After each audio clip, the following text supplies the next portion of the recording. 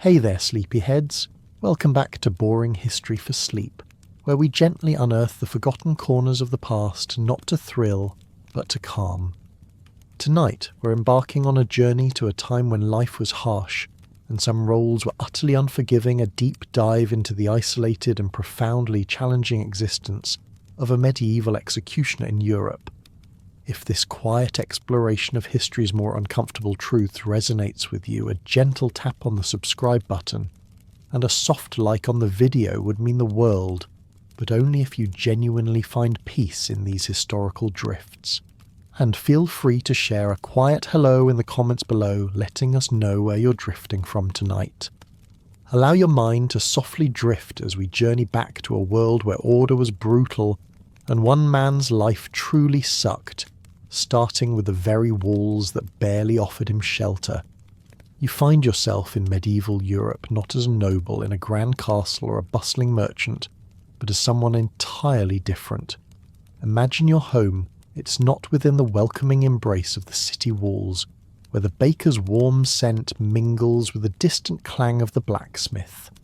Oh no, your dwelling is deliberately systematically pushed to the periphery, a rudimentary structure, perhaps more a shack than a proper home, that seems to perpetually sigh under the weight of damp earth and the chill of the wind.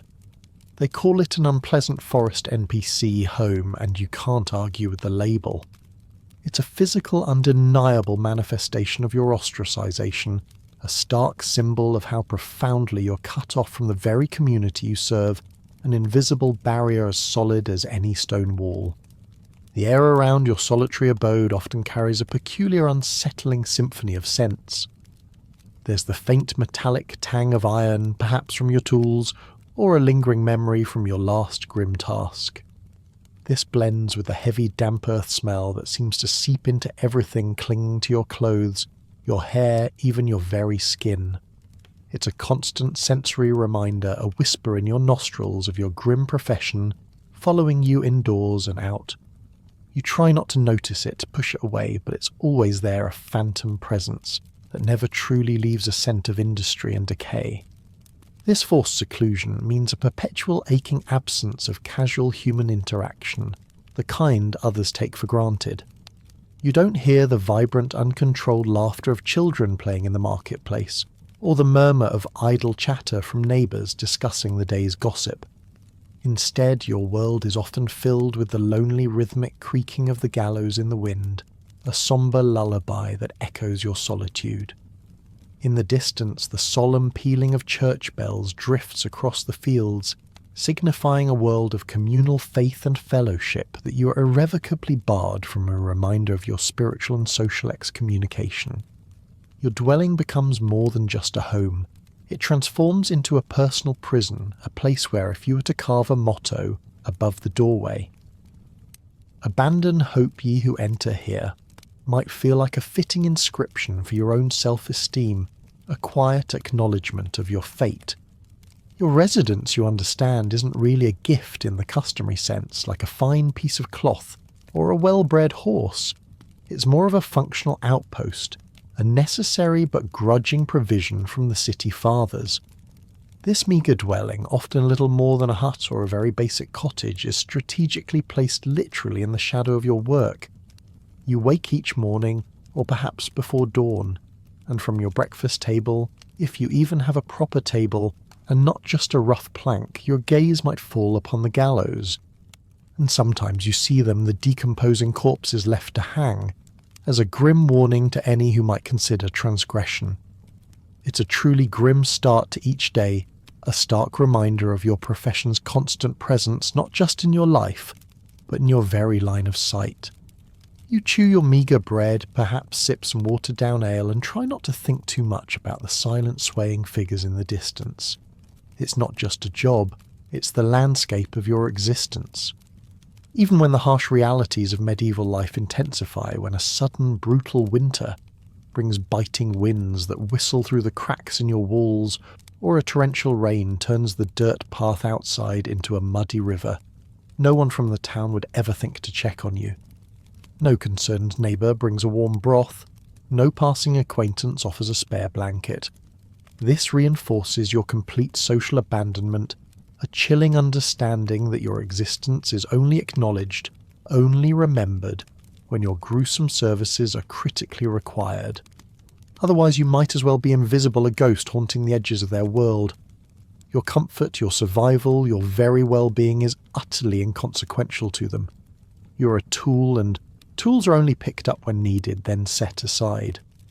This profound sense of being unwanted extends to every corner of your living space, permeating the very air you breathe. You have no neighbours to exchange pleasantries, with no casual strolls through bustling streets where you might accidentally bump into an acquaintance. There are no visiting merchants who stop by your door, hawking their wares or sharing news from other villages. Your private world therefore shrinks, consisting only of your well-worn tools, the axe, the block, the various irons for branding, and the occasional wild animal that might wander too close, perhaps a curious squirrel or a bold rat seeking warmth. This stark absence of human connection amplifies an already profound sense of loneliness, a quiet ache that settles deep in your bones. Even a spider spinning its web in a forgotten corner feels like more companionship than you typically receive. This perpetual banishment from settled society means a life utterly devoid of communal warmth and support, those intangible comforts that weave the fabric of normal human existence. Every creak of the gallows, every whisper of the wind through the drafty cracks in your home deepens the feeling of being an outcast forever on the fringe. You're outside looking in always. You observe the distant lights of the village, hear the muffled sounds of life, and you know with a certainty that chills you to the core that you're not, and will never be truly a part of it. It's a constant gnawing reminder that your place in this world is one of necessary but deeply uncomfortable utility, setting the stage for even the most basic acts of survival to become agonizingly complex. Acquiring basic necessities, even something as fundamental as food, transforms into a deeply humiliating and logistically challenging ordeal for you. You are, after all, the executioner, and your profession casts a long dark shadow over every transaction. Frequently you find yourself explicitly forbidden from public markets. During normal hours, a decree whispered from vendor to vendor, backed by the implicit threat of social ostracization for anyone who dares to defy it. This forces you to shop at odd hours, perhaps just as the sun is beginning to peek over the horizon, or as twilight deepens into night when the crowds have thinned and the brave or desperate few remain. It's a perpetual reminder of your prior status, every purchase a clandestine operation conducted under the veil of semi-darkness, an admission that your presence contaminates the very commerce of the town. When you do manage to approach a stall, the merchant's reactions are a painful, almost theatrical display of deep-seated fear and superstition. They will often refuse your coins outright, or if desperate for a sale, they'll accept them only with a pair of tongs, never daring to let their bare skin touch your payment. They treat your honest earnings as blood money, tainted, spiritually dangerous, somehow carrying the lingering miasma of your grim work. Each transaction therefore becomes a public and painful reminder of your standing, or rather your lack thereof, in their world. You hand over your hard-earned silver, and they recoil as if touching a viper. You see their averted gazes, their quick, furtive gestures, and the way they mutter prayers under their breath, all because you simply wish to buy a loaf of bread or a string of onions. The act of simply touching goods becomes an immediate liability, a source of sheer spiritual panic for fearful vendors. If by some accident your hand brushes against an apple, or your sleeve grazes a sack of flour, the entire crate, or sometimes even the whole stall's worth of goods, might be immediately discarded. They see your touch not just as unhygienic, but as spiritually defiling something that must be purified or entirely removed. This constant threat of financially burdening already struggling merchants, coupled with the profound social discomfort, often necessitates a humiliating workaround. You find yourself having to send a relative, if you have any brave enough to risk their own reputation by association, or a bribed desperate servant to perform these mundane yet essential tasks for you. It's a bitter pill to swallow, realizing even your shadow might be considered toxic, a constant reminder of the societal walls built around you. This constant struggle for basic sustenance, a challenge that most peasants face only during famine, forces you into a cycle of self-sufficiency that breeds an increasingly antisocial lifestyle. Every acquisition of food, every purchase of household necessities becomes a clandestine operation, reinforcing your retreat into an isolated existence. You learn to forage, to hunt, to grow what you can in the meagre patch of land outside your cottage, reducing your reliance on a world that openly reviles you. It's not a choice, but a necessity, a path carved by the fear and superstition of others. This retreat, while offering a semblance of control over your basic needs, only deepens the chasm between you and the rest of humanity, making you even more a stranger in your own land. While you might, through diligent and often grim work, accumulate a substantial amount of wealth, a tidy purse of silver, as the city council might grudgingly call it, it often feels like a dragon hoarding gold in a cave. You possess riches perhaps more than many common folk, but this wealth is paradoxically unable to buy you normal social interactions or goods without the ever-present stigma. You might try to venture into a tavern, hoping that a generous tip might soften the edges of their revulsion. You might even offer a double tip for a tankard of ale, only to be met with averted gazes, whispered curses, and the bartender meticulously wiping down the counter after you've left, as if your very presence has left an indelible mark of contamination. The coin might exchange hands, but the underlying sentiment of disgust remains as cold and hard as the silver itself. The bitter irony of your financial position of having money but being unable to use it freely creates a peculiar and profound form of hardship. Even the simple comfort of a basic meal bought with your own earnings is overshadowed by the constant palpable revulsion of those around you. You might eat alone, hearing the distant laughter of others, the clinking of tankards, and you're acutely aware that your coins, no matter how shiny, cannot purchase true acceptance. They cannot buy a warm glance, an open smile, or a shared moment of camaraderie. It's a gilded cage of financial solvency, where the jingle of silver in your purse only echoes the hollow emptiness of your social life, pushing you further into the shadows. When it comes to personal hygiene, you quickly learn that the simple act of cleansing a ritual for most becomes another stark reminder of your social exclusion.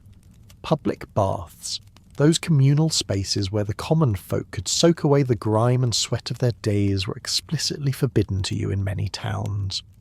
Imagine the indignity you performing the city's grim bidding, yet deemed too defiled to share their water. And if by some rare occasion you dared to seek spiritual solace within the hallowed walls of a church, ritual cleansing was often demanded by priests before you could even set foot inside. This wasn't a gentle suggestion. It was a firm public decree underscoring the pervasive belief in your spiritual and physical defilement. Each bucket of cold water, each hurried scrub served as a deep personal shame, a constant stinging affirmation that you were unclean, a pariah even in the eyes of the divine. The very nature of your gruesome work means you perpetually carry what you can only describe as the lingering stench of death. Not just on your clothes, which you wash as best you can, but metaphorically on your very soul. It's a subtle but persistent aroma, a mix of old blood fear and the metallic tang of execution that no amount of rudimentary medieval soap or cold wash in a bucket could truly remove. This smell, though, often imperceptible to your own desensitized senses, permeates your living space, clinging to the rough fabric of your tunic, the straw of your mattress, and even the air you breathe. It's a constant, invisible shroud that you wear, a sensory barrier that keeps others at arm's length, reinforcing the image of you as something tainted, something to be avoided. You learn to live with it, of course, just as you learn to live with the solitude, but the subtle awareness of it is always there, a quiet mark of your profession. Your practical duties involve direct, undeniable, and utterly unhygienic contact with bodily fluids and remains. You work without the benefit of modern gloves, without effective sanitation often plunging your hands directly into the aftermath of a public spectacle. The blood, the sweat, the inevitable waste all become an inescapable part of your daily reality.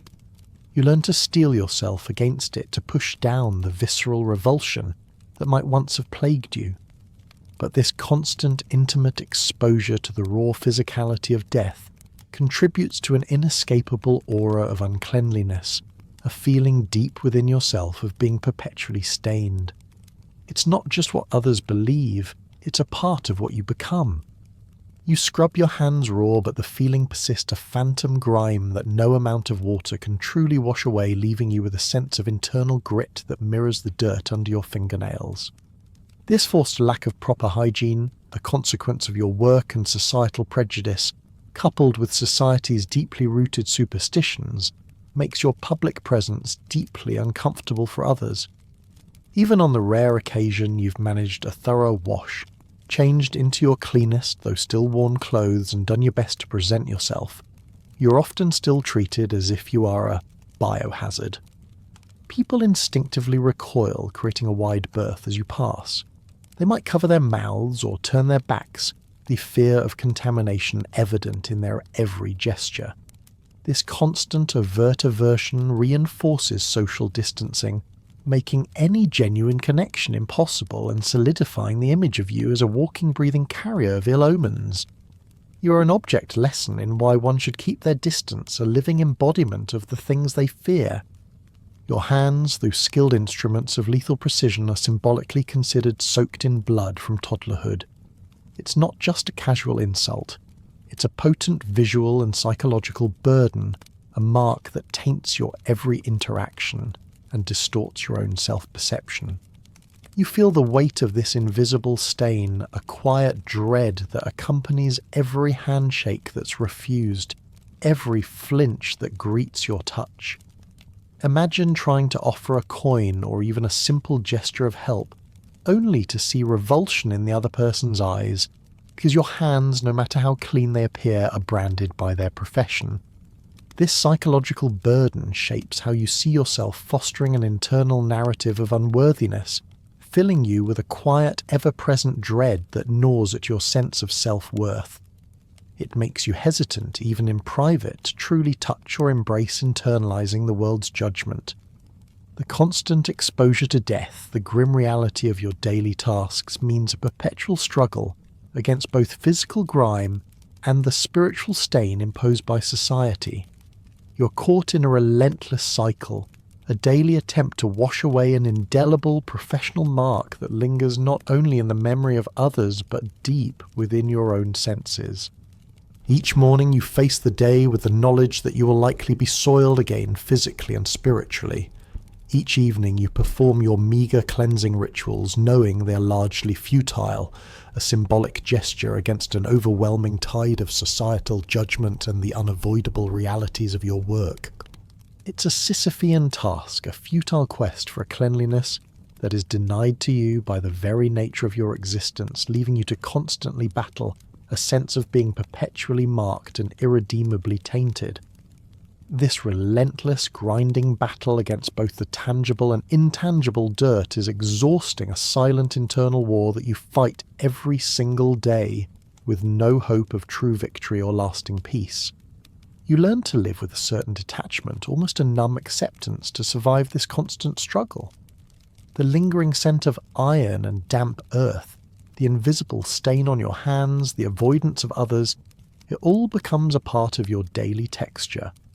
You move through the world as an observer, rarely a participant, always aware of the invisible boundaries that others erect around you.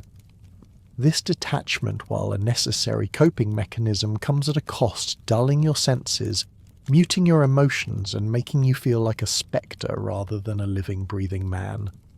You're constantly reminded that you exist to perform a function, not to experience the full spectrum of human connection or comfort. This profound sense of being perpetually unclean in body and spirit creates a barrier that isolates you more completely than any city wall or forest path ever could. It's a deep-seated internal loneliness that no amount of solitude can truly soothe, a constant hum of inadequacy that hums beneath the surface of your every thought. This pervasive feeling means that even the simplest act of self-care, which for others is a moment of peace or restoration, is for you just another grim task, a futile attempt to scrub away the unscrubbable. You might try to find comfort in the warmth of a fire or the feel of clean, or at least cleaner linen, but the knowledge of what your hands have done and what they will do again is always there. You're forever stained, forever set apart, and this realization shapes every aspect of your existence, from the largest public ceremony to the quietest, most private moments in your solitary dwelling. Your body and your spirit are intertwined in a grim dance with your profession, making personal care less about comfort and more about a desperate daily attempt to wash away an indelible mark that clings to your senses and your very being, a mark that society refuses to let you forget. It is the very essence of why your life in this regard truly sucked. Now let's talk about the very beginning of your journey, your path into this grim profession. For you, it was never a choice, not in the way a young man might choose to become a baker, a carpenter, or even a monk. Your profession was an inescapable birthright, inherited like a cursed family heirloom, passed down through generations. Imagine a lineage not of noble deeds or artistic skill, but of the block and the blade. From the moment you drew your first breath, your future was in a sense already written, a grim script with no room for improvisation. This predetermination wasn't a comforting sense of destiny. It was a crushing weight knowing that your life's purpose was to perform society's most reviled yet necessary function. You weren't destined for scripture or sewing. You were destined for the macabre art of severing spines, a skill set as specialised as it was abhorrent to most. Your apprenticeship began not in the pleasant sunlit workshops of artisans, but in a brutal, shadowy curriculum. It started in your youth, perhaps even as a child when other children were learning their letters or the hymns of the church. For you the lessons were far more pragmatic and far more lethal.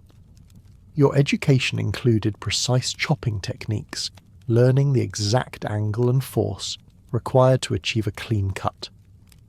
You studied in a gruesome hands-on way, a working knowledge of anatomy, understanding where the easiest to crack bones lay, how to achieve maximum effect with minimal effort.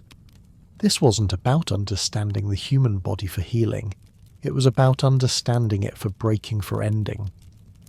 You learned to discern the subtle differences in human physiology that could mean the difference between a swift, merciful end and a prolonged, agonizing spectacle. Beyond the purely physical aspects of the trade, your education also encompassed a critical, if morbid, stage presence. Public executions, as you well know, were not private affairs. They were deeply public, often theatrical performances. You had to learn how to carry yourself, how to approach the block, how to handle your tools with a calm, deliberate air that projected authority and competence. Failure in this arena meant public humiliation, not just for you, but for the very system of justice you represented.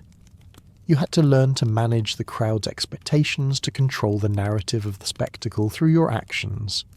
Imagine the pressure, your stance, your gaze, the rhythm of your movements. All were meticulously choreographed to convey an unshakable resolve, even as your stomach churned with nerves. This comprehensive, highly specialised and deeply isolating education began long before you were truly ready for it. It was a curriculum that shaped not just your hands, but your very soul, preparing you for a life of grim purpose. You were moulded into an instrument of state power, honed for a role that few could stomach and none would envy. This early, relentless training instilled in you a discipline that bordered on the monastic, a focus so intense it often felt like a spiritual practice, albeit one dedicated to the art of destruction. You watched, you learned, you practiced, all under the shadow of the gallows, knowing that one day you would be the one standing there, axe in hand, the focal point of a town's morbid attention. This grim schooling wasn't just about technical skill. It was about psychological conditioning. You were taught to detach, to dehumanize the task, to view the condemned not as individuals, but as bodies, as problems to be solved with a blade. This mental hardening was crucial, a necessary defense against the profound moral weight of your work. You learned to suppress empathy, to quiet the voice of conscience, to become in essence an extension of the state's will. This early immersion ensured that by the time you stood before a real crowd, you were not merely a man with an axe, but a finely tuned machine of justice, or what passed for it in those brutal times. The world expected you to be an unfeeling instrument, and from childhood you were systematically trained to become exactly that, suppressing every natural human instinct for compassion. Your education in the macabre art of execution was for the most part not conducted in some sterile classroom with theoretical lessons. Oh no, this was largely on-the-job training, a brutal curriculum forged in the crucible of real-world application. Forget practice dummies made of straw or sand. Those were luxuries you couldn't afford, nor would they prepare you for the true weight of the moment. Instead, your earliest, most formative lessons were often learned on real, unlucky rebels, those deemed enemies of the state, or if you were fortunate, on pig carcasses. But even a pig's anatomy couldn't truly replicate the tension, the fear, the public scrutiny of a live execution. This meant that errors were not just theoretical mistakes, they were learned through direct public and often fatal consequences. Imagine the gut-wrenching pressure knowing that your every misstep, every falter of your hand meant not just humiliation, but potentially a prolonged agony for the condemned and immense shame for yourself. The ultimate goal of your public performance, the gold standard by which you were relentlessly judged, was one clean swing. A swift, efficient beheading, a single decisive stroke that severed head from body with minimal fuss and maximal impact. This was the mark of a true master, a display of skill that momentarily silenced the jeering crowds and brought a grim if unspoken respect. Anything less than this perfect execution, however, subjected you to the crowd's immediate visceral scorn. If your blade fumbled, if it took multiple swings, if the condemned suffering was prolonged, you would hear it. The collective gasps, the disgusted groans, and sometimes the humiliating pelting of rotten onions and other refuse. You were not just executing a criminal, you were performing for a demanding audience, and they were quick to judge, quick to mock. The visual of a half-beheaded criminal and an impatient crowd was more than just a haunting image. It was a devastating indictment of your competence, a memory that would replay in your mind long after the crowds dispersed. The psychological burden of these public failures was immense, almost unbearable. Each botched execution felt like psychological shrapnel, embedding itself deep within your conscience. You weren't just ending a life, you were turning a person's last moments into a civic embarrassment, a spectacle of incompetence that marred the solemnity of the event and amplified the horror for all present. You'd replay every mistake, every gasp from the crowd, every groan of disgust, every hurled vegetable in haunted solitude, the images searing themselves into your memory.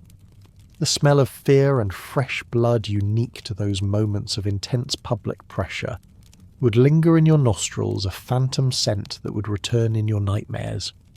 There was no one to confide in, no one to offer comfort, only the echoing silence of your cottage and the relentless self-reproach. You were expected to be clinical, unemotional, precise, a stoic embodiment of the law's unyielding might. Any sign of faltering, any flicker of weakness in your demeanour was seen as contagious, a chink in the armour of state authority. Such perceived weakness could quickly fuel damaging rumours, jeopardising your position and further isolating you from the already thin threads of human connection. Your very stance, your unwavering gaze, the unflinching grip on your axe, all were a performance of unfeeling control designed to project an image of absolute unassailable power. The constant pressure to perform flawlessly meant that the axe didn't just fall on the condemned, it hovered over you too. Every public appearance was a terrifying test of nerve and skill, where your own reputation, your livelihood, and even your life were perpetually at stake. The weight of the blade in your hand felt heavier than any stone laden with the expectations of an entire society, making every moment on the gallows a profound, isolating ordeal. Beyond the dramatic public executions that captivated the town and instilled fear, your daily labour included an array of grim, unappreciated post-execution duties. Once the spectacle was over, and the crowds dispersed, leaving behind the stench of blood and sweat, your work truly began. You acted as the sanitation department of death, tasked with disposing of the bodies that were no longer useful as a public spectacle. This could involve burning the remains, burying them in shallow, unconsecrated graves outside the town walls, or in some particularly gruesome instances, stuffing them into weighted sacks to be thrown into rivers or wells. There was no moment's rest, no time for contemplation or quiet mourning. You moved from the high-pressure performance to the dirty, thankless clean-up, often under the cover of night working tirelessly, to erase the physical evidence of your grim craft to make way for the next iteration of justice. Your role, however, wasn't confined to mere executions and their aftermath. It extended to a range of other state side jobs, transforming you into medieval society's all-purpose horror technician. These duties were equally, if not more unpleasant, designed to inflict pain, humiliation and terror, all in the name of maintaining order. You might be tasked with torture-coaxing confessions or extracting information through methods that would make even the stoutest hearts quail. Imagine the tools, the racks, the thumb screws, the branding irons. You were the one who had to apply them to watch the faces contort in agony, to hear the screams echo in the dungeons. There was no escape from this grim reality. You were the designated agent of the state's cruelty, and refusal was not an option. Beyond torture, your services included branding criminals with hot irons, leaving indelible marks of shame on their flesh. A letter for theft, another for heresy. You were responsible for setting up public shaming devices like the pillory, or the stocks, ensuring that the condemned were properly displayed for the community's scorn-enduring, hurled insults and rotten vegetables. And sometimes you were even tasked with flogging whipping penitents or criminals in public squares, often while a priest read scripture, a bizarre juxtaposition of spiritual admonition and physical brutality. Each of these side jobs ensured that you were immersed in constant cruelty, your hands and your conscience perpetually stained by the suffering you were compelled to inflict. You were the architect of their agony, the dispenser of their humiliation, and the ultimate instrument of their demise, making you the embodiment of fear for the populace. This array of responsibilities, both overt and covert, cemented your position as an indispensable yet utterly reviled cog in the machinery of medieval justice. You were the one who made the abstract power of the state tangible, visceral, and terrifyingly real. Every brand, every whip, every swift swing of the axe, it all flowed through your hands. You were the face of the law's most brutal aspects, a necessary evil that ensured compliance through fear, yet condemned for the very acts you were forced to commit. This constant immersion in the darkest corners of human experience, this relentless exposure to pain and death, ensured that you were never far from the spiritual and psychological toll of your profession, reinforcing your profound isolation and the chilling emptiness that often accompanied your existence. You became a living, breathing testament to the harsh reality of medieval justice, a silent witness to countless moments of suffering and despair. Now let's step back even further to the very beginning of your life, to a time when other children were filled with innocent dreams of adventure and discovery.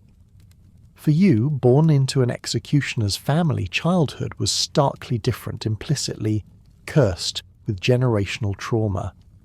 Your future path was laid out with an unsettling clarity, offering no hope of alternative careers, like a bard whose songs would uplift spirits, or a shoemaker whose craft provided comfort. You were destined for the chopping block your name already whispered, with a mix of fear and revulsion before you could even utter a coherent word. This sense of predetermined doom hung over your early years like a pall, a crushing weight that stifled any nascent hopes or individual ambitions. You recognise, perhaps subconsciously at first, that your destiny was not your own to shape, but a legacy inherited binding you to a life of grim service. Your childhood was not filled with the traditional toys and games of other medieval children. Oh no! Your toys might have included miniature gallows and scaffolds, crude wooden replicas of the very instruments that would define your adult life. Imagine playing with such morbid objects while other children fashioned rag dolls or wooden swords and bedtime stories. Forget tales of valiant knights or mischievous fairies.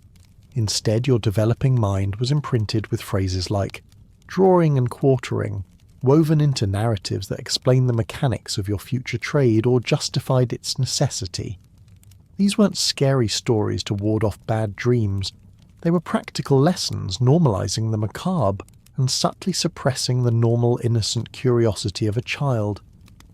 This early immersive exposure to the grim realities of your impending role shaped your understanding of the world from the tenderest age, ensuring that the boundaries between play and profession were blurred, preparing you for a life few others could comprehend. Even as a toddler, when your hands were still small and unblemished, the villagers would whisper and cross the street when they saw you and your family. Other children, quick to pick up on their parents' fears and superstitions, would run away from you in the village square, treating your tiny hands as if they were already soaked in blood. This wasn't something you had to learn later in life. It was an early and brutal lesson in social isolation. You learned almost intuitively that you were different, that you were feared simply by virtue of your birth. This constant, subtle ostracization carved deep grooves into your developing psyche, instilling a profound sense of loneliness and a clear understanding that your place in society was one of perpetual otherness. You were marked not by any deed of your own, but by the legacy of your family name, a burden that you carried from the very beginning. Family dinner table conversations in your household were not about the daily pleasantries, the weather, or the latest harvest. Instead, they revolved around the practical aspects of your trade. Imagine hearing questions like, how many strikes should it take to get it clean? Or, did you remember to oil the gallows chain and while you ate your meagre meal? These were not abstract discussions. They were everyday topics, normalizing the macabre and suppressing any chance for normal, affectionate family interaction. The tools of death were discussed with the same casualness as a farmer might discuss his plough.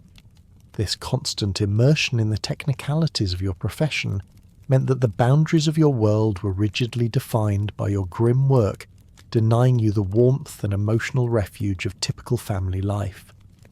Your home, while a shelter, was also a constant classroom for the art of execution, stripping away any pretense of normalcy and cementing your fate within the confines of your inherited duty. Your education was strictly vocational and highly specialized, a curriculum honed over generations with one singular, terrifying purpose: to train you from youth to swing steel with surgical precision. This wasn't about liberal arts or philosophical debates. It was entirely focused on the lethal skills required for your future. Imagine endless hours not in a classroom, but practicing stances, honing your grip, feeling the balance of the axe in your hands long before you were strong enough to wield it effectively. The stakes were incredibly high, for in your profession, precision isn't optional, and failure doesn't just cost lives, it ruins your reputation. A botched execution was a public disgrace, a mark of incompetence that would follow you like a shadow, potentially even costing you your position or worse. This relentless pursuit of lethal perfection meant every aspect of your learning was imbued with immense pressure, ensuring you understood the gravity of your future role from a tender age. What makes this early training particularly haunting is the complete absence of any system for coping with the profound psychological burden it imposed. There was no medieval HR department, no understanding of emotional well-being, no concept of stress leave, and certainly no self-care scroll. You were expected to internalize the trauma to process the grim realities of your work in utter solitude. From the moment you understood what your family did and what you would do, you were implicitly told to sharpen your blade, swallow your guilt, and get ready for the next performance. This brutal psychological conditioning led to profound inner turmoil, a quiet, gnawing pain that you could never share, never articulate. You learned to build walls around your emotions to detach yourself from the humanity of your actions, not because you were unfeeling, but because it was the only way to survive the crushing weight of your duties. This internal discipline, this forced suppression of feeling, became a core part of your identity. You couldn't afford the luxury of empathy or moral introspection in your line of work, not if you wanted to maintain your sanity and your professional competence. So you became proficient at compartmentalizing, at pushing down the images, the sounds, the smells, the memories. But these suppressed emotions don't simply vanish. They fester. They twist, they manifest as nightmares, as a constant low-level hum of anxiety that never truly leaves you. Your childhood robbed of innocence became a proving ground for emotional resilience, forcing you to develop an impenetrable shell against the world's judgment and your own inner demons. It was a lonely, silent battle fought within the confines of your own mind, further isolating you from any genuine human connection or understanding.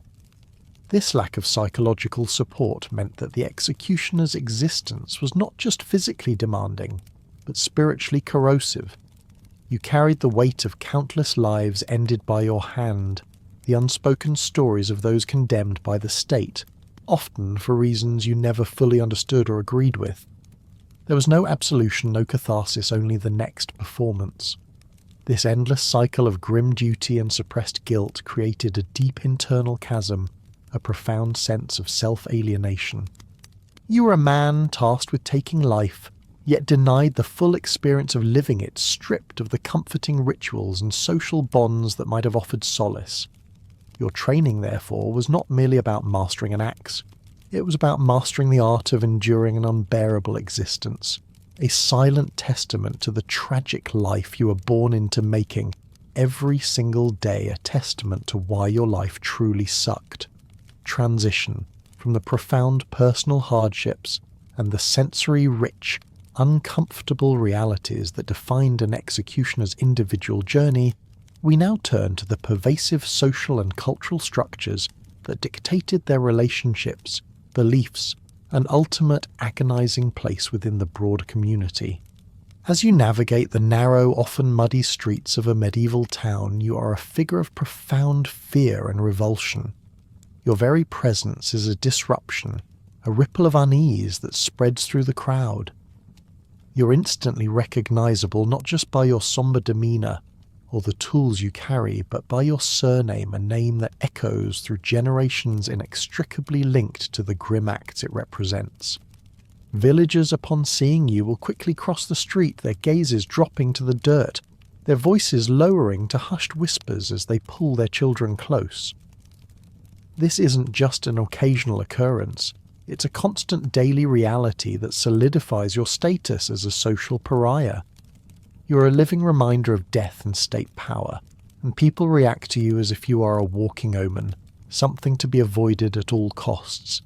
There is no anonymity for you, no chance to blend into the bustling tapestry of town life. Your identity is irrevocably tied to your profession, a label that precedes and defines you in every interaction, ensuring you are perpetually set apart, a silent, grim shadow, moving through their vibrant world. Public interactions for you are perpetually fraught with tension, thick with unspoken fear and discomfort. People might address you when absolutely necessary, perhaps, to deliver a message from the Lord or to confirm a coming execution. But they speak to you like they would address a haunted well, useful, perhaps even essential in a crisis, but deeply unsettling, something to be approached with caution and never truly engaged with. They never make eye contact, their gazes flitting nervously around you, as if looking directly into your eyes would invite misfortune or contamination. Instead, they offer only terrified blessings from a distance, muttered prayers under their breath, or quick, nervous nods anything to avoid a true connection. Genuine human connection, the kind that binds communities, is an impossible dream for you. Every word spoken to you is laced with apprehension, every gesture infused with a desire to conclude the interaction as swiftly as possible, leaving you feeling like a necessary but despised mechanism rather than a person. Your very presence is a social disruption, a chilling force that silences conversations and stifles laughter. Imagine venturing into a tavern, perhaps seeking a moment's respite from the oppressive solitude of your cottage. The moment you step through the door, a hush falls over the room. Conversations once lively and boisterous immediately cease, replaced by a strained, unnatural silence. Tankards stop, clinking songs die on lips, and every eye, though quickly averted, is aware of your arrival. It's only after your departure, when the door has swung shut behind you, and your footsteps have faded into the night, that the murmurs slowly resume, as if a dark cloud has finally passed. This constant reinforcement of your exclusion from shared community life, from any sense of camaraderie or innocent laughter, is a profound and painful experience. You are a void, a gap in the social fabric, a presence that negates joy and fellowship, ensuring you remain an outsider, looking in an eternal stranger at the feast of life. Any attempt you might make at normal human expression is almost invariably misconstrued, viewed through the lens of your terrifying profession. If you speak too much, your words are deemed unsettling, perhaps a prelude to some dark pronouncement. If you say nothing, you're perceived as cold, unfeeling, confirming the monstrous image they've built of you. And a smile. A simple human smile, a gesture of warmth or amusement, is often met with outright horror, deemed creepy and deeply disturbing. The man who swings the sword shouldn't be smiling ever. They might whisper their fear, turning your natural expression into something sinister. This constant social judgment compels you to play the part, to become the grim, silent, and carved from stone figure society expects. You learn to suppress your natural emotions, to adopt a stoic, unreadable demeanour, effectively stripping you of your individual personality and human complexity, fostering a deep internal self-alienation. You become a living mask, hiding the true man beneath because the world refuses to see anything else. Your identity, you realise with a heavy heart, is entirely subsumed by your profession.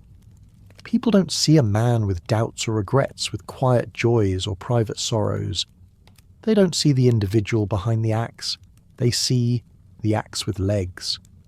You are a living job description, known by everyone yet understood by no one, reduced to your functions, stripped of your personal humanity. To them you are a myth with a pulse, a necessary ghost, in their own community, an abstract concept of justice and fear made flesh. This profound reduction of your being, this stripping away of your individual self, is one of the most agonizing aspects of your existence. You are a symbol, an instrument, a tool, never a person with dreams, fears, or the simple desire for connection. This dehumanization is relentless. When you walk through the village, you're not you, the man who struggles with a drafty cottage and cold nights, but the executioner, the one who carries out the brutal will of the Lord. Your name, if it is even spoken, is often uttered with a shiver, a quick glance over the shoulder. You are defined by the most extreme moments of your life, by the public spectacles of death, and all the quiet, mundane, profoundly lonely moments in between are utterly ignored. This makes it impossible for you to forge any real relationships, to share the burdens or joys of life with another. How can someone connect with a myth, with a ghost, with a walking job description? You're forced to live a life on the outside, always performing, always embodying the grim role society has assigned to you, making genuine self-expression a dangerous luxury you cannot afford. The internal toll of this constant performance and societal perception is immense. You begin to see yourself through their eyes, to internalize the image of the grim, unfeeling figure. The subtle nuances of your character, your occasional moments of weariness or quiet contemplation, are rendered invisible. You become what they expect, a stoic, unapproachable figure, because trying to be anything else only deepens their suspicion and discomfort.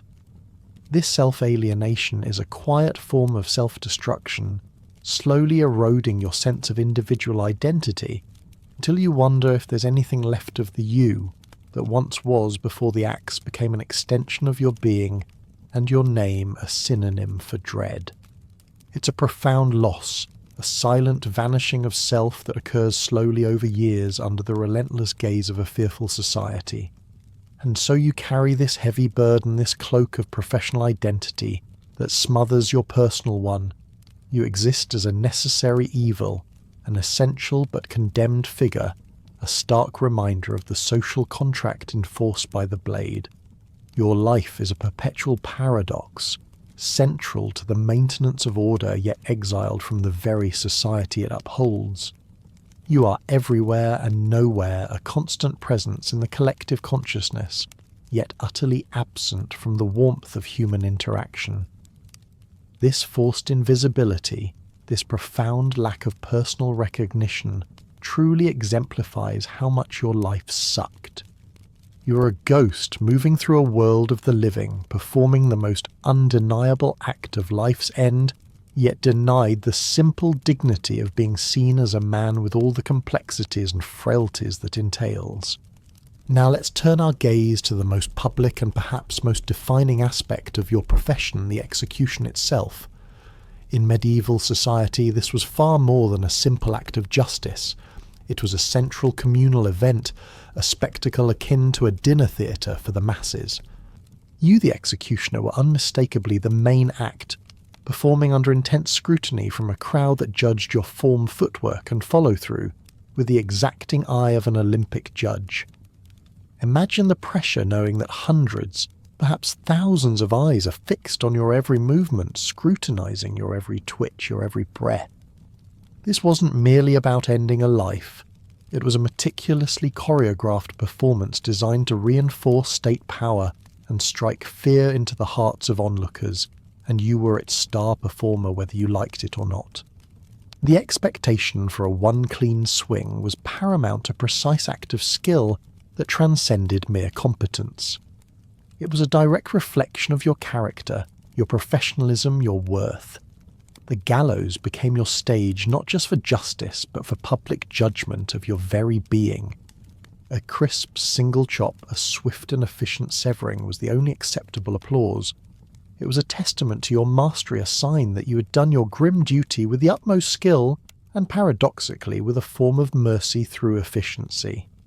The sound of that single decisive thud was the collective sigh of relief the moment the tension broke and the crowd acknowledged even grudgingly your proficiency. It was the moment you earned your pay and momentarily perhaps their grudging respect. A botched execution, however, was a nightmare made real, marked by multiple swings, a fumbled blade, or worst of all, the condemned's prolonged suffering. This brought immense shame not only upon you, the executioner, but was seen as a profound failure of the spectacle itself. The crowd, hungry for a clean, decisive display, would react with disgusted groans, nervous laughter, and even the throwing of rotten objects, vegetables, offal anything to express their disappointment and scorn. The visual of a half-beheaded criminal and an impatient crowd was more than just a haunting image. It was a public humiliation of the highest order, a moment of profound personal and professional disgrace that would haunt your every waking moment. You were not just the instrument of justice. You were also its scapegoat, bearing the full weight of any perceived imperfection in the theatrical display. The psychological burden of these public failures was, as you well know, immense. Each botched job felt like psychological shrapnel, embedding itself deep within your memory, turning a person's last moments into a civic embarrassment. You were forced to relive every mistake, every gasp, every groan from the disappointed crowd in the haunted solitude of your cottage. The smell of fear and fresh blood, potent and visceral during the execution, lingered in your nostrils for days, a phantom reminder of your misstep. There was no one to offer solace, no one to ease your guilt. You were left alone with your conscience, forced to replay the agonizing scene again and again, the weight of your perceived inadequacy pressing down on you. It was a constant internal torment that gnawed at your soul, making sleep a fitful, nightmare-ridden affair. You were expected to be clinical, unemotional, and precise, a stoic embodiment of the law. Any sign of faltering or weakness was instantly seen as contagious, quickly fueling damaging rumours that could jeopardize your position and further isolate you from the already thin threads of human connection. The public needed to see an unyielding hand, an unwavering resolve, not a man grappling with his own humanity. Your very stance and gaze were a performance of unfeeling control designed to project an image of absolute, unassailable power. You learned to keep your face an impassive mask, your movements deliberate and free of hesitation, even when your internal world was a storm of nerves and revulsion. This discipline was not natural. It was a learned defence, a necessary shield against the scrutiny and judgment of a fearful populace. The constant pressure to perform flawlessly meant that the axe didn't just fall on the condemned, it hovered over you too. Every public appearance was a terrifying test of nerve and skill, where your own reputation and livelihood were perpetually at stake. Imagine walking to the gallows knowing that one wrong move, one tremor of the hand, could lead to your own demise or professional ruin. The weight of the blade in your hand felt heavier than any stone laden with the expectations of an entire society, making every moment on the gallows a profound, isolating ordeal. It was a high-wire act with deadly consequences, performed for an audience that simultaneously feared and despised you yet demanded perfection. Your competence was your only shield, your only guarantee of continued existence in this grim profession. This ritualized performance was a core aspect of your professional existence, demanding a constant, disciplined suppression of personal emotion and an unwavering focus on the lethal task at hand. You were not allowed the luxury of feeling of empathy, of sorrow. You were transformed into an instrument of justice rather than a man capable of feeling the full spectrum of human emotions. This constant self-denial, this enforced emotional numbness chipped away at your soul, leaving you feeling hollowed out, a mere shell of your former self. The performance consumed you, stripping away your humanity one precise, brutal swing at a time. It was an ultimate act of self-sacrifice, giving up your inner life to fulfill a role that society both abhorred and desperately needed, making your life a profound and endless struggle against your own nature. Despite the violent nature of your work and the public demands for your grim performance, you developed an almost monastic discipline in your demeanour. You cultivated a deadpan stare, an unreadable expression that allowed you to navigate, or rather to avoid, most social interactions. This wasn't just about hiding emotion, it was about creating a barrier, a wall of inscrutability that discouraged any attempt at connection. Your silence, your fixed gaze, your somber bearing. These were all carefully constructed elements of your public persona, designed to reflect the fears and expectations of the world around you. You became a living ghost, a silent sentinel of death moving through the world with an air of impenetrable solemnity, a silent protest against the very role you were forced to embody. This discipline, while protecting you from external judgment, only deepened your internal isolation, leaving you utterly alone with the weight of your deeds. The inherent trauma of your profession necessitated severe internal discipline, for there was, as you well know, no medieval HR department or self-care scroll to guide you through the psychological ravages of your work. You learned out of sheer necessity for survival to swallow your guilt, to push down the visceral revulsion and moral qualms that inevitably arose from your duties. This was not a choice for self-improvement. It was a desperate act of self-preservation, a silent internal struggle to carry the immense weight of your deeds without succumbing to madness or despair. It was a heavy internal ache that resided deep within you, a constant companion that you could never truly shake, a testament to the profound personal cost of your grim profession. Each condemned soul, each swift end, added another layer to this internal burden, building a monument of unspoken sorrow within your heart. You had to learn to live with ghosts, not just those of the departed, but the spectre of your own conscience, constantly whispering questions you dared not answer. Your methods of coping often involved solitary rituals, repetitive acts that provided a meagre physical outlet for an otherwise unexpressible psychological burden. One such ritual was the ceaseless sharpening of your blade. Imagine the rhythmic rasp of the wet stone against the cold steel, a sound that became a grim lullaby in your solitary cottage. This wasn't merely about maintaining your tools, it was a meditative act, a physical manifestation of your internal struggle, a way to focus your mind and momentarily push back the encroaching darkness. Each stroke, each scrape was a moment of controlled discipline, a way to exert control over something, anything, in a life that felt largely beyond your influence. The act became a form of prayer, a silent communion with your grim fate, providing a fleeting, almost perverse sense of peace in the face of constant turmoil. You'd lose yourself in the methodical repetition, the precise angle of the blade against the stone, finding a strange comfort in the predictable rhythm, a small island of order in a chaotic inner world. You were forced to become grim, silent, and carved from stone, a self-imposed performance to match societal expectations. This wasn't your true nature perhaps, but a mask you wore so consistently that it began to fuse with your very being. You retreated inward, fading into the background of the world you were not truly a part of, becoming a shadowy figure that existed on the fringes. This emotional withdrawal left you perpetually hollow, a vessel emptied of genuine emotion, filled instead with the echoes of your grim work. You learned to observe but not to participate, to hear but not to engage, to exist but not to live fully.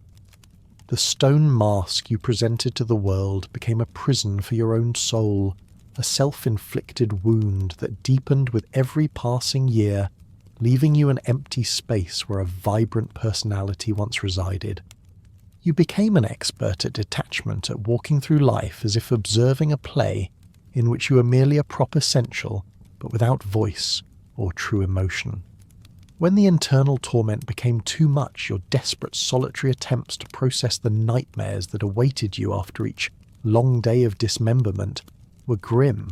Perhaps you turned to alcohol, seeking a fleeting oblivion in the bottom of a crude wooden cup blurring the sharp edges of memory. Or perhaps in the deep solitude of the woods, far from prying eyes, you would scream until your throat was raw, releasing the pent-up terror and revulsion that no one else could ever understand. You relived past executions, the faces of the condemned, the sounds, the smells, a relentless mental replay that offered no true peace, only a temporary agonizing release. These were your coping mechanisms, crude and ineffective, born of desperation, and the utter lack of any true support system, leaving you constantly on the brink, desperately seeking any respite from the ceaseless torment of your mind. You often wondered what it would be like to simply forget to have a mind unburdened by the echoes of those final moments, a luxury you knew you would never possess. The disciplined suppression of emotion was not an innate trait and natural coldness born within you. Instead, it was a finely honed survival mechanism, a learned behaviour painstakingly developed to endure the profound psychological toll of your job. You understood that to feel, to empathise, to allow the horror of your actions to truly penetrate your consciousness would be to invite madness, a descent into an abyss from which there was no return. So you built walls brick by emotional brick, separating yourself from the grim realities of your daily tasks. This constant internal struggle left you emotionally numb, a quiet defense mechanism against the overwhelming tide of human suffering you were compelled to witness and inflict. You consciously shut off parts of yourself, creating a void where empathy once resided, a necessary sacrifice to maintain some semblance of sanity in your unbearable existence. Or conversely, it left you perpetually haunted by the faces of the condemned, their silent pleas echoing in your mind long after their voices were silenced, a constant gnawing presence that refused to be suppressed. You walked a thin line, perpetually battling the ghosts of your past and the demands of your present, always just one step away from being utterly consumed. The silence that surrounded you, both self-imposed and societally enforced, was not a peaceful quiet, but a heavy cloak that stifled any chance for catharsis or shared human experience. There was no one to confide in, no one to share your burdens with, no one who could possibly understand the unique horrors of your existence. This profound silence forced you into a solitary internal battle against your own conscience, against the moral weight of your actions, and against the crushing isolation that defined your life. It was a silence filled with unspoken screams, with unshed tears, with unanswered questions that echoed endlessly within the confines of your own mind. This lack of any genuine outlet for your emotions meant that the trauma festered, deepening your sense of alienation and leaving you with an enduring, aching emptiness, a silent testament to the unspeakable burden you carried. You became a connoisseur of quiet, not out of preference but out of necessity, finding the clamour of human interaction too painful, too revealing of your hidden wounds. Every passing shadow in your solitary home seemed to carry the weight of your unexpressed grief, a silent, heavy companion in your lonely vigil. As we move beyond the immediate psychological battle, we delve into the spiritual dimensions of your existence, revealing how medieval beliefs and the rigid structures of the church created yet another insurmountable barrier, ensuring that even in matters of the soul, you are profoundly isolated. In the eyes of the medieval church, you, the executioner, existed in a cruel spiritual paradox. You were seen as a necessary evil, a grim but essential instrument for upholding divine justice, for maintaining the sacred order that God himself had ordained. Yet simultaneously, you were condemned for the mortal sin of killing, for the very acts you were compelled to perform in service of that order. This created an insurmountable barrier to salvation, a spiritual chasm that few, if any, could ever hope to cross. Imagine being told that your life's essential work, the very reason for your existence, was an act that simultaneously condemned your soul to eternal damnation. It was a profound, agonizing contradiction, leaving you with no hope of redemption, no path to spiritual peace, a bitter irony that gnawed at your faith and sense of self. You were caught between the earthly demands of power and the heavenly decrees of morality, with no apparent way to reconcile the two, making your spiritual journey a desolate path. This spiritual defilement led to widespread exclusion from religious life, a cruel blow in a deeply religious age where faith was the bedrock of existence. Many priests acting on deep-seated dogma and personal revulsion would outright deny you confession. How could they offer absolution for sins that were not only repeated but mandated by your station? Even if a priest, by some rare act of compassion, agreed to hear you, the very act of unburdening yourself felt tainted your sins too profound, too inherent to your being to be truly forgiven. Communion, the most sacred ritual of fellowship with God, was reserved for clean souls, marking yours as a permanent stain in God's eyes, an indelible mark that set you apart from the blessed. You were a necessary evil, but one too foul to stand in God's light, too unclean to partake in his grace. You craved the solace of forgiveness, the cleansing power of ritual, but found only closed doors and averted gazes reinforcing your spiritual isolation. You and your family were often subjected to humiliating demands for ritual cleansing, before even being allowed to enter a church if allowed at all. Imagine having to undergo such a public spectacle, being symbolically purified with holy water and incense, yet knowing that the purification was superficial, a mere formality that did not touch the deeper spiritual taint that society believed you carried. Your family too suffered this indignity, sometimes facing outright bans from religious services, or being relegated to the very back of the church, segregated from the rest of the congregation, as if their mere presence would pollute the sanctity of the space. This amplified your communal shame, making even the act of worship a painful reminder of your outcast status. You were an unwanted presence, tolerated only by the most lenient of priests, and always with a clear message you did not truly belong, not in this life, and perhaps not in the next. Death for you did not bring spiritual peace, not the comfort of consecrated ground and a priest's blessing. Executioners were frequently denied burial in consecrated ground, those hallowed spaces blessed by the church where the faithful rested awaiting resurrection. Instead, you were interred outside cemetery walls alongside exiles, suicides, and other societal outcasts, those deemed unworthy of God's earth. This was the final indignity, a last crushing affirmation of your status as an outcast even in death. Your eternal resting place mirrored your earthly existence, separate, shunned, and forgotten. It was a stark message to all, a final brutal judgment, that your grim service, though essential, had earned you not salvation, but an eternity of spiritual banishment, a haunting prospect in an age obsessed with the afterlife. The silence of your unmarked grave would be a final poignant testament to the life you were forced to lead. This profound spiritual isolation meant a life utterly devoid of solace or the comforting promise of forgiveness that sustained so many in medieval times. You carried your sins quietly, heavily, a crushing weight on your soul that you could never truly unburden to a friar, never truly lighten through confession.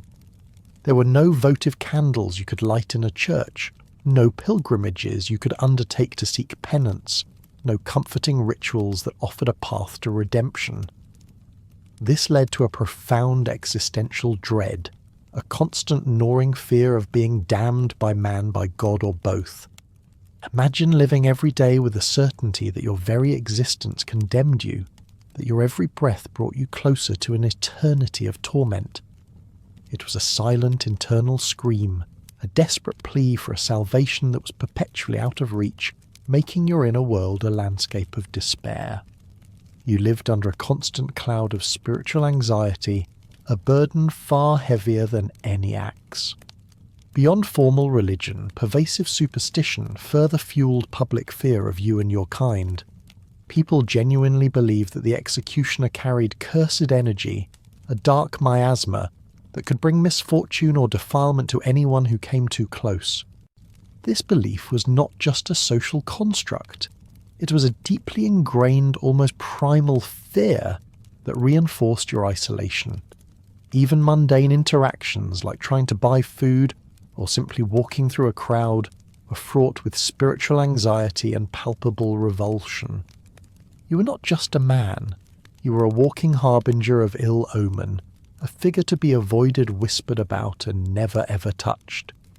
This blend of religious condemnation and folk superstition created an impenetrable barrier around you, ensuring that you remained a spectral figure, vital, yet eternally feared and reviled.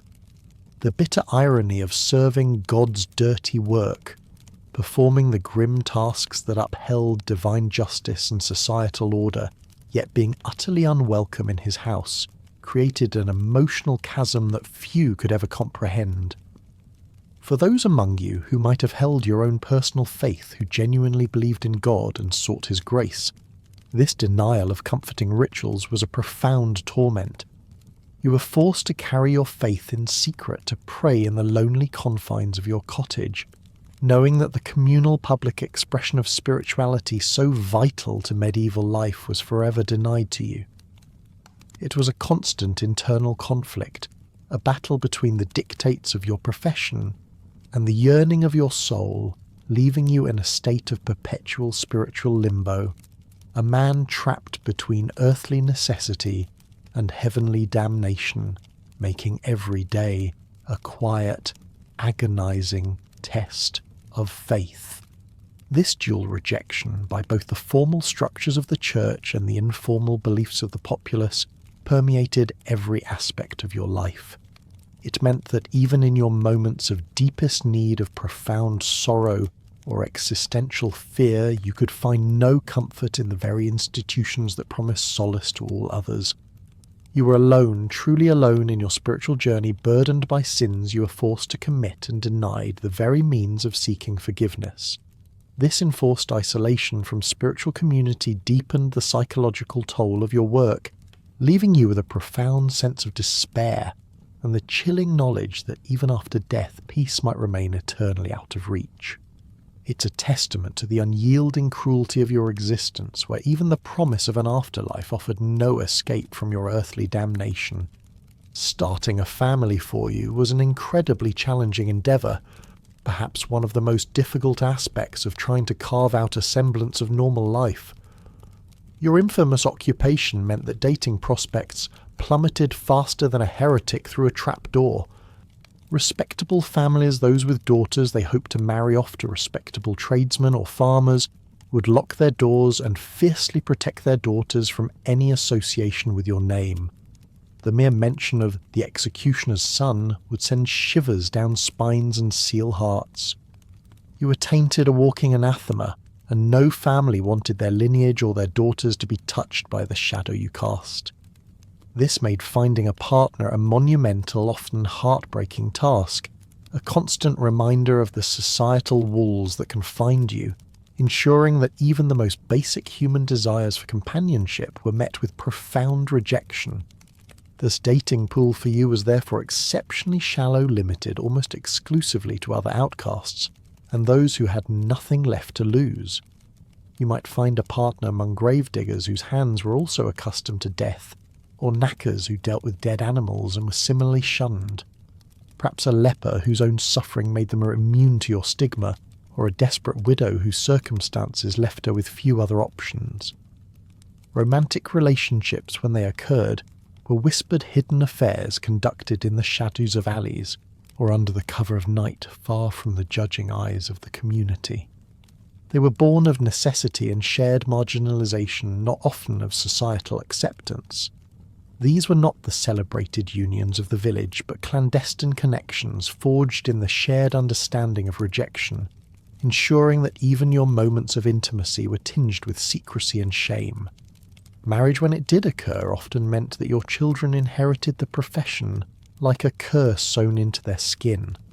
Your sons were trained from a young age in the lethal skills of your trade, destined to follow in your footsteps, wielding the axe or the branding iron. Your daughters, though, spared the direct violence, carried the stigmatized name forever marked as the executioner's daughter, leading to their own social exile from an early age. This generational burden ensured that the cycle of ostracization continued, an inescapable legacy passed from parent to child. The family name, which for others was a source of pride, was for you and yours a brand, a mark of perpetual otherness that precluded any chance of integrating into the wider community. It was a bleak inheritance promising a future as isolated and grim as your own. The executioner's family functioned less as a loving, cohesive unit and more as legally necessary support staff, a group collectively ostracized from the vibrant tapestry of communal life. You couldn't attend festivals, public gatherings, or even the simple Sunday market without drawing glares and whispers. There was no pretense of normalcy, not even for a single Sunday. This constant, pervasive isolation denied your family the basic joys of communal belonging, the laughter of shared feasts, the comfort of neighbourly gossip, the simple warmth of being a part of something larger. Your home, while a refuge from the outside world, was also a shared prison, a place where the weight of society's condemnation settled heavily on every member, ensuring that even your closest relationships were shaped and constrained by the inescapable shadow of your profession.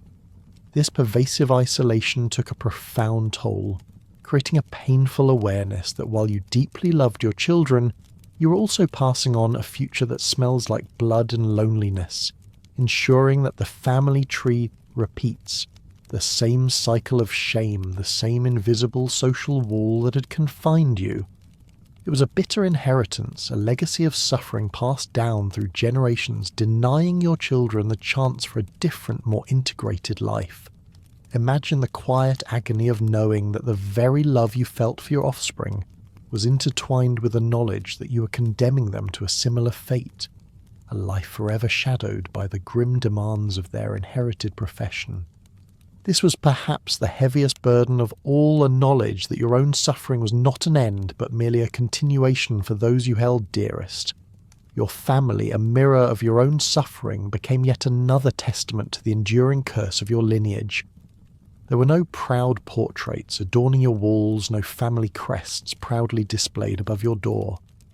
Instead, your lineage was one of individuals who wore hoods, not merely to conceal identity during their grim work, but because in a deeper, more symbolic sense, the world never wanted to see them in the first place. You were a line of figures obscured, unnamed, and largely unremembered by history's grand narrative.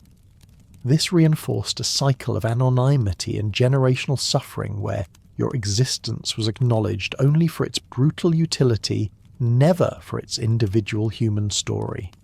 Your family's legacy was one of absence, of being deliberately forgotten, a quiet erasure from the collective memory, ensuring that even in the annals of history, your name remained an uncomfortable footnote, or more often entirely omitted. This perpetual invisibility, this profound lack of personal recognition was a constant aching wound, a quiet testament to the enduring curse of your lineage. Even the most intimate family moments were tainted by the inescapable shadow of your profession. Children grew up with bedtime stories featuring execution methods, as you learned in your youth, and their toys might include miniature gallows, scaffold models, or tiny axes shaping a grim, inescapable reality from infancy. These weren't tales of adventure.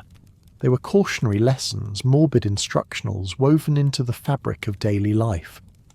The sounds of your tools being sharpened, the hushed discussions of upcoming tasks, the pungent smell of your workshop all became familiar parts of their upbringing. This constant early immersion in the instruments and realities of death meant that their minds, much like yours, were conditioned from the start, leaving little room for the innocent flights of fancy that define other children's lives. Your home, your family, your very being became a crucible for the continuation of a despised yet essential lineage, further amplifying the profound inherent isolation of your existence. This endless cycle of grim duty and emotional sacrifice was a cruel testament to the enduring curse of your lineage, a heavy shroud cast over generations.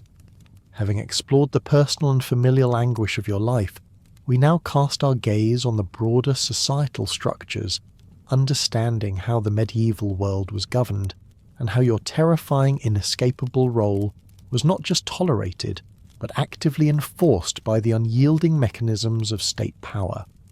You, the executioner, were a figure universally unwanted, reviled by commoner and noble alike. Yet paradoxically, you were an absolutely necessary tool of the state, an indispensable cog in the machinery of medieval order. You served as the blade of justice, the ultimate public enforcer of the rigid power hierarchy that governed every aspect of society. You provided a final solution to problems that the local sheriff or lord wished to avoid, issues too severe or politically sensitive for lesser punishments. You were the endpoint, the grim finality that brought swift, brutal closure to legal proceedings, an undeniable symbol of the state's absolute authority. Your existence, therefore, was a chilling testament to the practical, if abhorrent, realities of maintaining order in a brutal age.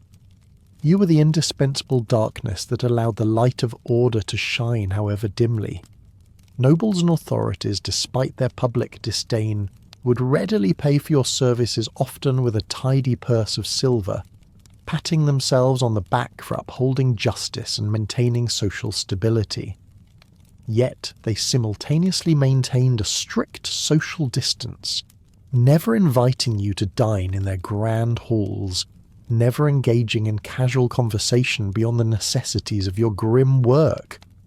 This blatant hypocrisy was a constant feature of your interactions with the elite.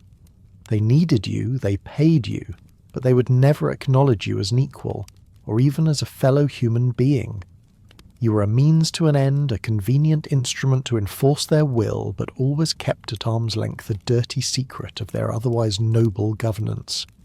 The silver they paid you felt cold and heavy, a constant reminder of the price of your humanity.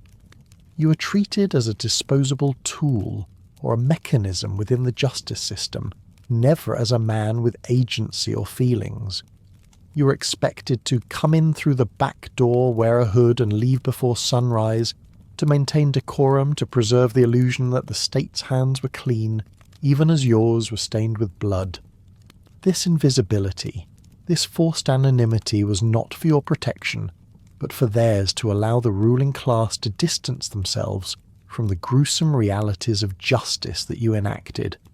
You were the shadow they cast, the dirty work they outsourced, and your feelings, your humanity, were utterly irrelevant to their grand design of power and control.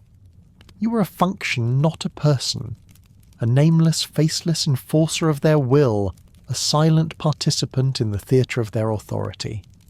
This role demanded unquestioning obedience, for you were given orders, never opinions. You were tasked with carrying out sentences without personal judgment, without moral introspection. You embodied the unyielding, often faceless will of the ruling powers, a silent instrument of their command. There was no room for dissent, no opportunity to question the justice of a sentence or the guilt of the condemned. Your duty was simply to execute, to perform the grim task without hesitation or complaint. This absolute obedience reinforced your perceived lack of individual rights or social standing, solidifying your position as a subservient, albeit powerful figure in the hierarchy. You were a lever in the mechanism of state control, and levers do not question the hand that pulls them, only move when commanded. Your perceived lack of individual rights or social standing reinforced the cascading power structure of medieval society. Lords exerted absolute authority, their word often, law, and you, the executioner, served as the most tangible and feared expression of that power over commoners. You were the grim symbol of authority, a living, breathing testament to what happened when the rules were broken, or when the powerful wished to make an example. This made you an integral, if reviled, part of the system, a constant reminder to the populace of the heavy hand of the state. Your existence underscored the profound imbalance of power where a noble's whim could lead to a commoner's death, and you were the one forced to make it, so solidifying your place as an essential yet despised instrument of control. You were the final brutal punctuation mark in their sentences. The executioner's unique position, vital for state control yet utterly reviled, served as a stark illustration of the power structure's ability to create and sustain a necessary yet outcast class. You were a paradox, an essential element of stability, yet permanently relegated to the fringes of society. This ensured your loyalty not through affection or respect, but through necessity and isolation.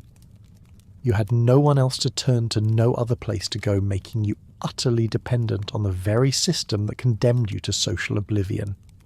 This clever, cruel mechanism of control ensured that you remained firmly in your place, an effective, albeit hated tool for maintaining order, demonstrating the pervasive reach and brutal efficiency of medieval governance.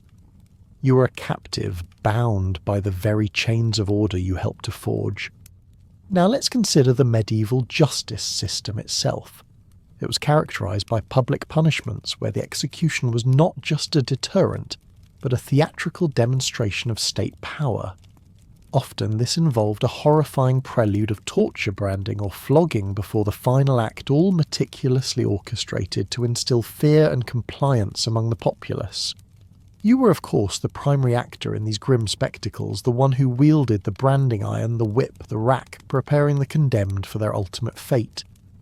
These elaborate, brutal rituals were designed to be unforgettable, ensuring that the message of state authority resonated deeply within the hearts of all who witnessed them, a constant reminder of the severe consequences for transgression. You were the dark maestro of these grim performances, orchestrating the agony for a silent, terrified audience. The absence of individual rights was stark and undeniable, particularly in your line of work. Your duties were simply to carry out the immediate superior's will, with no room for personal interpretation or moral objection. Confessions were often coerced through torture, and community responsibility was implicitly enforced through the very fear your presence inspired. Individuals once accused were largely stripped of legal protection, their fate often predetermined by the whims of the powerful. You were the final arbiter of this system, the one who made its pronouncements irreversible. You were the manifestation of the law has teeth, making its application public, brutal and undeniably effective as a means of social control, a grim, silent testament to the raw, unfeeling power of the state. Your hands, the tools, were the instruments of their undeniable ultimate authority. If an execution was botched, the consequences were severe not just for the condemned, but for you. You, the executioner, faced repercussions that could range from a public reprimand and loss of pay to, in extreme cases, the risk of your own life being placed on the proverbial and possibly literal chopping block. Imagine the terror of knowing that a faltering hand, a moment of weakness, could result in you becoming the very victim of the system you served. This demonstrated your incredibly precarious position within the very structure you upheld, highlighting the brutal accountability that came with your role. Your competence was not just a matter of professional pride. It was a matter of survival, a constant chilling reminder of the knife edge upon which your existence balanced. The fear of your own failure became a constant companion, sharpening your senses and your dread. You were tasked with burying secrets alongside criminals, realizing with a grim understanding that you were often filtering out the inconvenient, the poor, the powerless, for political or economic reasons. You became an unwilling participant in the system's inherent corruption and injustice, executing individuals who might have been victims of circumstance or pawns in larger power struggles. The haunting question of what if they were innocent, what if justice got it wrong, fell entirely on you, the executioner. You had no forum for appeal, no one to confide in, no way to unburden yourself of the moral weight of potentially wrongful deaths imposed by the system. This profound, silent torment added yet another layer to the agony of your job, turning your work into a perpetual dance with suppressed guilt and unanswered questions, a heavy burden that you carried alone day after grim day. You became a living archive of the state's hidden cruelties, a silent witness to their shadowed deeds. The grim shadow of death was deeply interwoven with societal control and the concepts of honour and shame in medieval Europe, not just as a physical event, but as the ultimate state-sanctioned punishment for transgression. Your very existence embodied the stark reality that the law had big, sharp public teeth using fear and the spectacle of death as a primary method of social coercion and deterrence. You were a symbol of ultimate consequence, an ever-present reminder to the populace that defiance came at the highest price. This made you both hated and crucial, a walking embodiment of their deepest fears, a tool to reinforce the social order through terror. You were punishment and paranoia personified, ensuring obedience through the sheer visibility of your grim work. The act of execution was a ritual of absolute control, where the condemned's fate was sealed by your blade, leaving no room for negotiation or escape. This reinforced the finality and unyielding nature of state power, a message carved into the very memory of the community with each drop of blood. Ironically, you yourself were constantly under the shadow of death, knowing that a faltering hand or a botched job could result in your own demise or at least professional ruin. Your competence directly impacted your survival, binding you to a terrifying standard of perfection in a profession that offered no second chances. Even in your own death, the executioner remained an instrument of societal control, denied consecrated ground, and proper rights treated as Unclean, tainted, useful, disposable. Your end mirrored the dishonour you imposed on others, a final crushing injustice that perpetuated the cycle of your grim existence long after your work was done. From the grim realities of power, the unyielding societal control, and your lonely demise, we now cast a wider net to understand the foundational structures of medieval society and economy that underpinned your unique and unenviable position, revealing the broader context of why your life so utterly sucked. Let's step back and consider the very foundations of the world you inhabited medieval Europe. It was a place structured by an immutable, rigid social hierarchy, a towering, unyielding edifice where one's birth determined their entire life's trajectory. From the moment you drew your first breath, whether as a peasant bound to the land or a noble destined for power, your path was largely set. There was little to no social mobility, meaning that the station you were born into was in most cases the station you would die in. This ironclad system enforced a powerful sense of inescapable destiny, for all a predefined role in a cosmic play, making personal ambition or individual choice often feel like a cruel joke.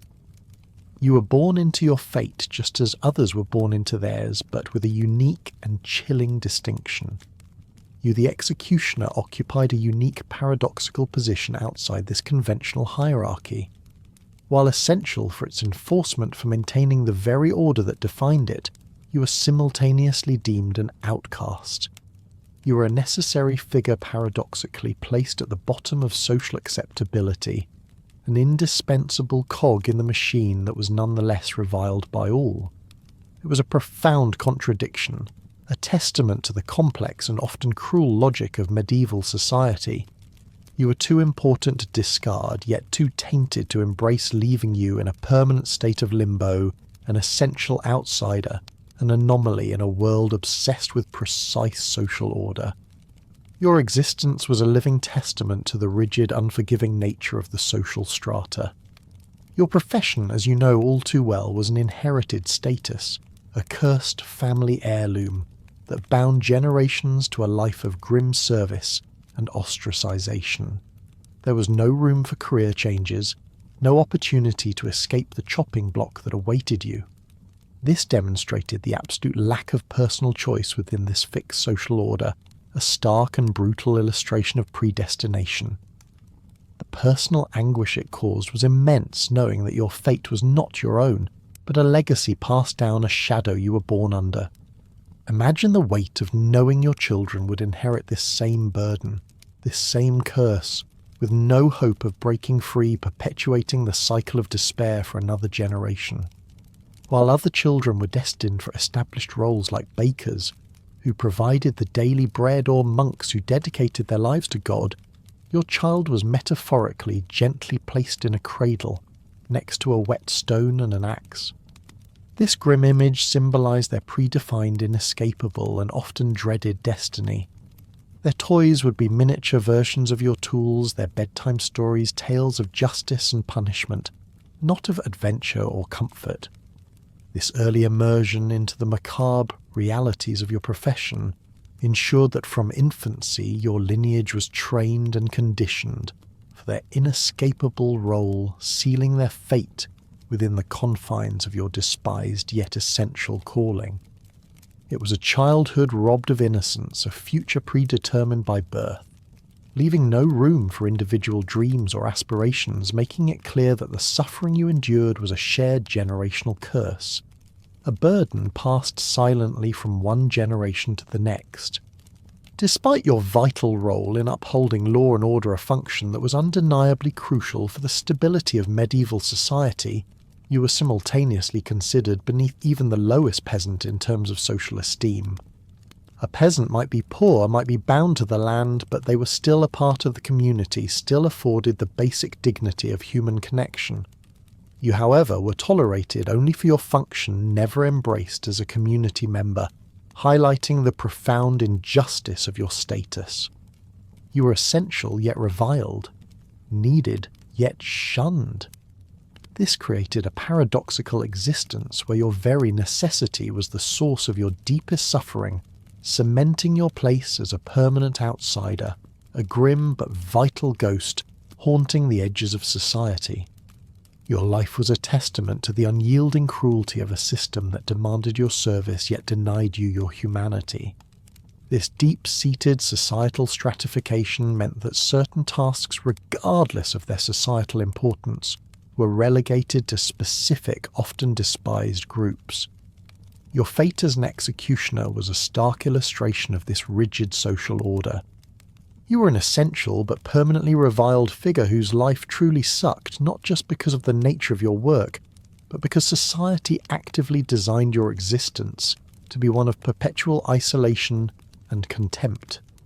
You were a living embodiment of the social fabric's dark underbelly, a necessary evil perpetually caught between the need for order and the moral revulsion it inspired. Your life was a testament to the unyielding cruelty of a system that demanded your service yet denied you your humanity, a constant bitter reminder of the grim realities of medieval existence. Now let's consider the core economy of medieval Europe. It was predominantly agrarian, with wealth and power derived primarily from land ownership and agricultural output. For most people, the common struggle for essential resources was a daily grinding reality. You understand this struggle even if your specific financial circumstances differ. The rhythms of life were dictated by the seasons, by the success or failure of harvests, by the constant battle against hunger and scarcity. This foundational economic reality meant that life was often brutal, short and focused on basic survival, providing the harsh backdrop against which all other aspects of medieval existence, including your own, unfolded. Tax systems were often arbitrary and heavy-handed, a constant burden on the lower classes. These taxes contributed to the desperation that sometimes led to petty crimes like stealing a loaf of bread due to hunger. And who, you might ask, would dispense punishment for such transgressions? You, of course. This placed you in a grim cycle, enforcing the very system that created the conditions for the crimes you were tasked with punishing. It was a profound irony, making you an unwitting participant in a cycle of poverty, desperation, and brutal justice, further cementing your role as an instrument of state control over the most vulnerable. While executioners were paid a tidy purse of silver, often more than the average peasant, a grim compensation for your grim work, this wealth was a form of blood money. It was tainted by its source spiritually and socially. Imagine having money more than many, yet finding it largely unusable for normal commerce due to pervasive social stigma. You couldn't simply walk into a shop and buy what you pleased without being met with fear or outright refusal. This peculiar economic status meant you could accumulate riches, but were barred from the social privileges usually associated with wealth, effectively creating an isolated, almost gilded cage of financial solvency that offered little true comfort. Your money bought you solitude, not community, further deepening your profound sense of isolation and the bitter irony of your financial situation. This peculiar economic status where you possessed wealth, yet were denied the social privileges typically associated with it, created a unique form of hardship. It was an almost gilded cage of financial solvency that offered little true comfort. Your money might buy you better food, a sturdier roof over your head, or perhaps even a rare luxury, but it could not purchase acceptance, respect, or a warm welcome in the town square. The general scarcity of resources meant that the cost of goods could fluctuate wildly, and for an outcast like you, basic items were often overpriced, or only obtainable through humiliating back-alley deals underscoring systemic economic inefficiencies and your exploited position within them. You paid more not just in coin, but in dignity for the simple necessities of life, a constant reminder of your unwanted status. Your money could buy silence and space, the quiet of your isolated cottage, the avoidance of others, but it could not buy peace or humanity. This highlighted a core truth of medieval life: wealth alone could not overcome deeply entrenched social and spiritual barriers. Your financial gains were bittersweet at best, a constant reminder that some things, the most important things, were forever beyond your reach. You were rich in silver perhaps, but bankrupt in human connection, a lonely dragon guarding a hoard that could never truly satisfy your deepest human needs. This ironic twist of fate of having the means yet being denied the ends was another profound layer to the pervasive suckiness of your existence. You were in essence a prisoner of your own prosperity. Beyond human systems, the land itself posed relentless challenges.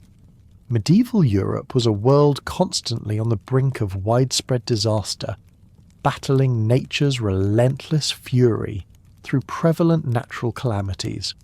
Severe winters brought bitter cold that froze rivers and starved livestock. Devastating floods could wipe out entire villages and harvests in a single night. Prolonged droughts turned fertile fields into dust-shattering communities and homes with terrifying regularity. These were not mere inconveniences.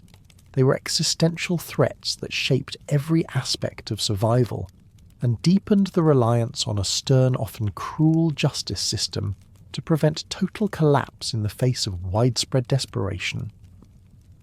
Even the earth beneath your feet seemed to conspire against a peaceful existence. Systemic threats such as widespread famine were a recurring spectre frequently exacerbated by poor harvests and inefficient resource distribution. Imagine the gnawing hunger, the desperate faces, the fear of starvation that stalked every household. These conditions led to desperate measures by the populace, often resulting in petty crimes that you, the executioner, were tasked with punishing. This created a grim cycle where nature's fury directly fed into the need for your services, intertwining the natural world's brutality with the harshness of human law. Your role became even more starkly defined against this backdrop of universal struggle, a necessary evil in a world teetering on the edge of chaos, reminding all that even against nature order must be maintained no matter the human cost. Common diseases, notably the plague, swept through communities with terrifying regularity. Imagine the fear, the suddenness of death, the sheer helplessness, as vast portions of the population were wiped out.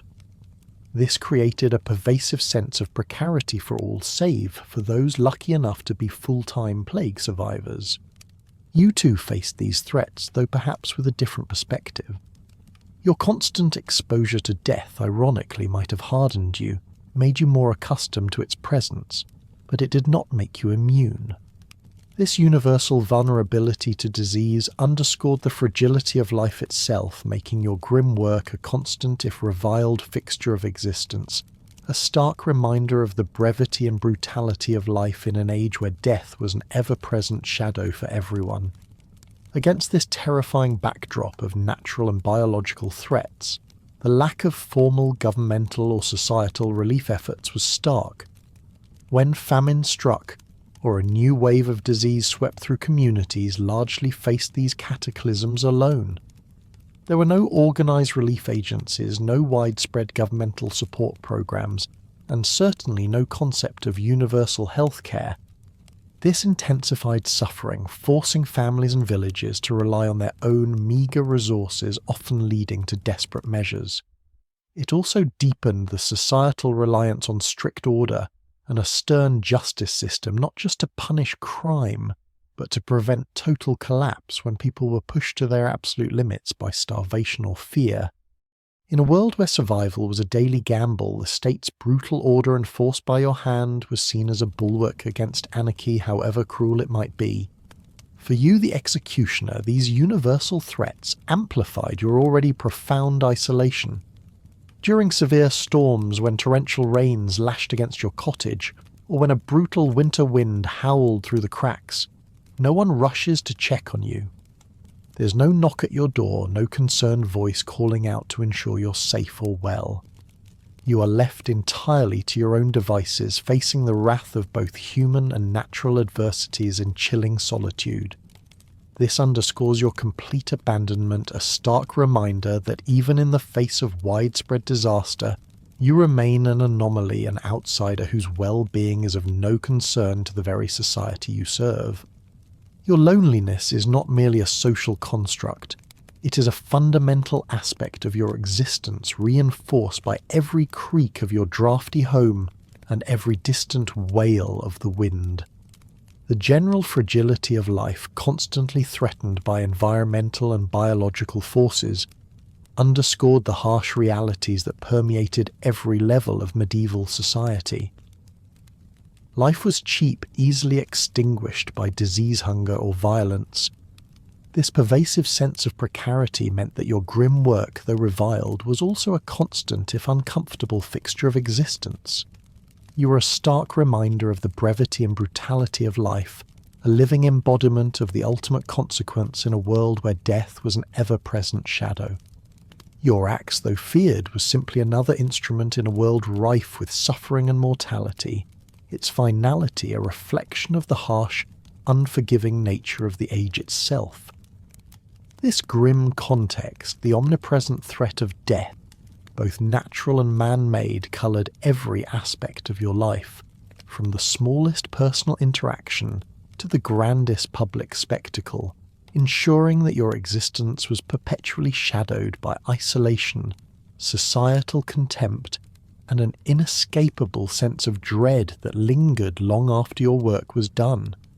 Thus, the medieval executioner's life was not merely a job, but a profound inherited curse shaped by the foundational brutalities of their era, ensuring their existence was perpetually shadowed by isolation, societal contempt, and an inescapable sense of dread that lingered long after their work was done. Now, as the echoes of the medieval world begin to softly fade and the chilling realities of the executioner's isolated existence recede into the quiet depths of history, allow yourself to drift back to the warmth and comfort of your own time. The harshness of those distant days, the unyielding societal structures, and the profound loneliness of such a grim profession are now just whispers in the ancient winds. You're safe, nestled in the present, far from the creaking gallows and the metallic scent of iron. Contrast the simple peace of your surroundings with the ceaseless struggle for acceptance and solace that defined so many lives, including those tasked with society's darkest duties. Let the stark images of their world melt away, replaced by the gentle darkness of a peaceful night. The weight of their past burdens is not yours to carry into slumber. Feel the softness of your pillow, the quiet hum of your modern world, and know that you are far removed from such unforgiving times. Close your eyes now and let the gentle current of sleep carry you away, leaving behind the echoes of history, embracing the tranquility of your peaceful night. Sweet dreams, my friend.